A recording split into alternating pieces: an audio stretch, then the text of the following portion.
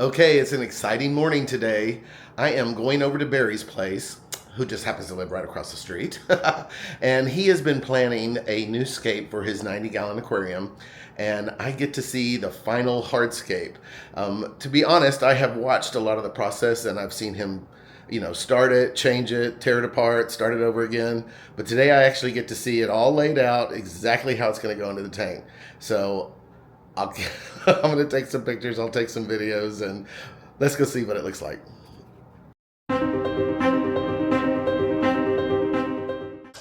Well, I am here. I'm in Barry's backyard, and I wanted to point this out really quick. A couple videos back, we talked about we built a overwinter tank for some of the aquatic plants we had put in Barry's fountain.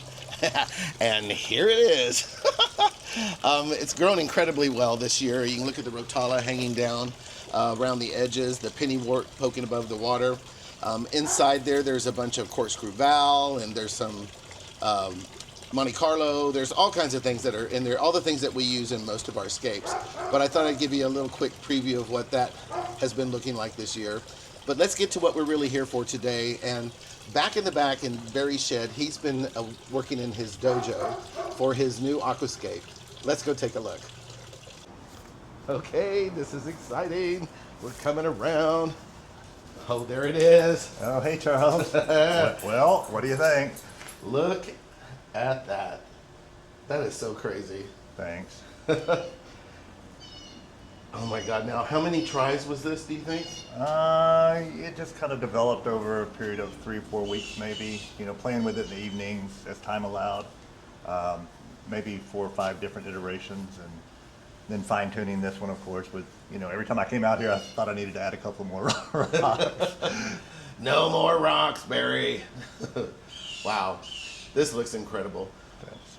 Why don't I turn the camera around, put it on a tripod, and then we can kind of sit and talk about how this all developed and why. Sound Okay. good? Sounds good to me. Great. Okay, now we get to start talking about the good stuff. So something that people don't always remember or take into consideration is, we get excited, we start talking about things, we're like, oh hey, there's an empty tank, let's go throw some stuff in there and let's just do something fun. But Barry's a little bit more detailed than that. He's got an engineering background, so God forbid I give him a challenge and oh my God, he starts building. So in this process, the first thing you told me was you wanted to change what you'd already done before. You wanted to do something you've totally not done, and you wanted to kind of test your, skill level. Right. You've never worked with rock before.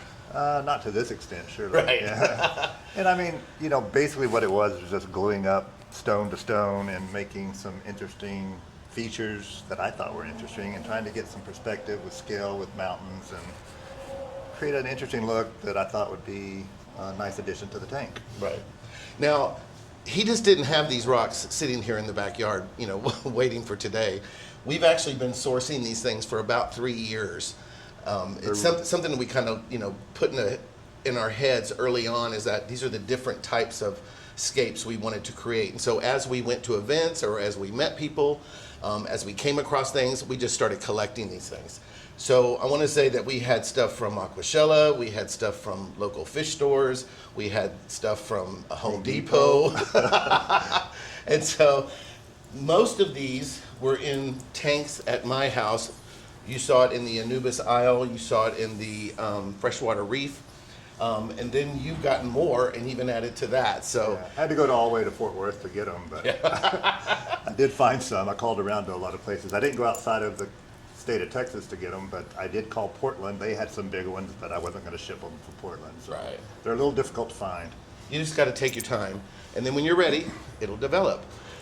Now, something about aquascaping, there's a couple of general scale rules that people like to use. There is mountain, there is dual mountain, there's iwagumi, and then there is triangle. So, how big is your tank? It's a 90-gallon. And what are the dimensions? Well, this black bottom basically represents the floor of my tank, from front to back, side to side. So, this would be, most people would probably build this inside their tank, but the depth of the tank is 26 inches. It's on a stand. So I'd have to be on a ladder and reaching down and dealing with stones inside of the glass. So I wanted to really do most of the work out here, and as I went, I wasn't envisioning doing all this work out here, but the more I kept doing it, the more I kept thinking it'd just save us time. Plus, I'm gonna have to pull the fish out and keep those on the side while we're working this into the tank, so therefore I wanted to do most everything out here before we broke the tank down. Right. Yeah. And he's typically more of a nature style, heavily planted, lots of wood, tons of plants, some elevation, but not to the degree of this, if I could read it correctly. So I kind of wanted to go more epiphyte route, stuff that grows slowly, as opposed to having to do a bunch of trimming all the time. Right. So this rock featured, hard rockscape kind of lent itself to that a little bit more because we can do epiphytes throughout the stones and so forth. I don't think I'm going to be using any stems, maybe one or two types, but that's going to be about it. And this is going to be kind of a melding of Iwagumi, epiphyte, right? Jungle. Mountain, jungle, beachy. So it's something else to note about is most aquascapers don't typically refer to themselves as fish keepers. I myself am a plant lover, and my focus is on the plants, and the fish are the final element that ties the look together. But Barry is a fish keeper who likes to aquascape. Yeah. So there's going to be a merging here of two worlds that don't normally exist. So I think it's going to be kind of fun.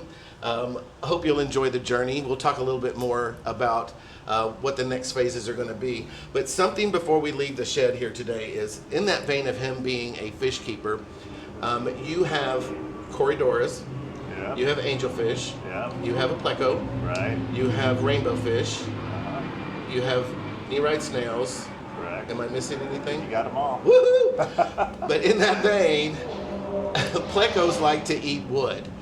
So I'm going to take the camera off the tripod here, and we're going to walk around behind here. I want to show this hidden secret that he has done so that he can take care of that special fish in his tank.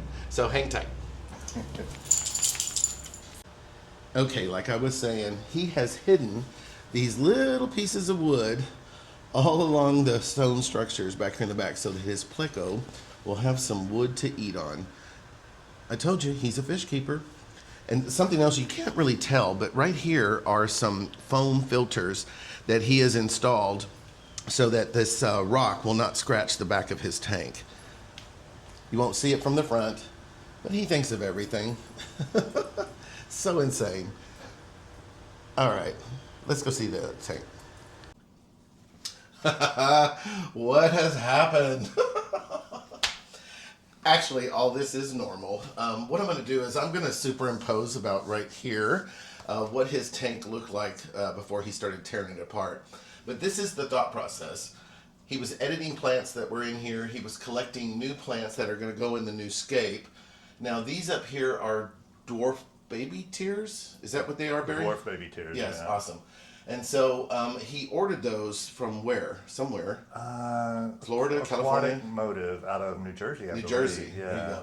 And so when they came in, they were kind of small, maybe a little stressed from the shipping. So he rigged up his baking dish and put it up there underneath the lights of the CO2. Yeah, I wanted to get them acclimated to my tank, to the CO2, the light, yada yada. They're probably going to go in the top of the Aquascape that we're going to do. So it was just to go ahead and get them started. Right. And they've been purling like crazy ever since he put them in here. So that's amazing. And then down here, this is, what is this? This is mini dwarf hairgrass. Yeah. There again, I wanted to go with something small on the bottom to make the trimming as less frequent as possible. Hopefully they won't grow any taller than what they are, but supposedly I think 4 to 5 centimeters max, so about 2.5 to 3 inches total. Right. Yeah. See, and this is what I was talking about earlier with how he is kind of blending Iwagumi into an epiphyte hardscape. It's going to be triangular. It's going to start over here and it's going to end up over this way. These are his beautiful angelfish that have been featured on the channel many, many, many times. The corridoras are back there. And now you're probably wondering what these polka dots are, and this is the Ricardia moss that was growing on my bonsai trees in the Celtic Ruins tank. Barry is going to be using these throughout his scape on that lava rock. So he brings it over here and he pops it into his tank with all the CO2. This stuff like triples and doubles like overnight. These are his Bucephalandra. What is this? I believe that's technically Catherine. called Catherine or Catherine. Right. It's just a variety of Bucephalandra. I don't have the cell sheet on it, so I don't know exactly, but I'm pretty sure that's what it is. Right. Look at all these flowers. I mean, this is crazy. No one gets these many blooms in their tanks. I certainly don't, but I'm low tech, so that's, probably one of the reasons. There's S. repens back here in the back. This is your mini Anubias?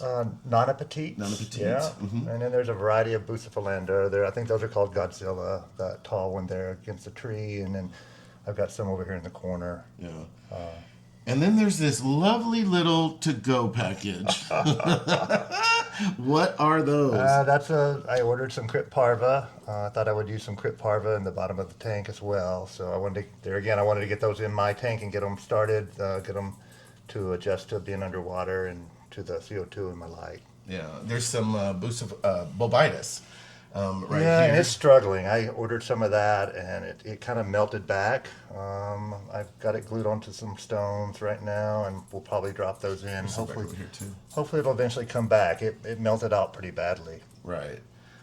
It's going to be so funny how different this tank is going to look because it was so thick. There was giant AR in the back, and the S. repens, wasn't it in another place before too, I think? Yeah, I had some over behind on this side. Yeah, on the left. At one point, yes. Yeah. Uh-huh. So, all this Monte Carlo, I mean, his grows like giant footballs in this tank. These are going to be resting in the temporary fish buckets so that they'll have a little cover, and then hopefully they'll end up in my aquariums next. So stay tuned for that. But let's wrap this up and move on to phase 3. All right, we'll see you in a bit.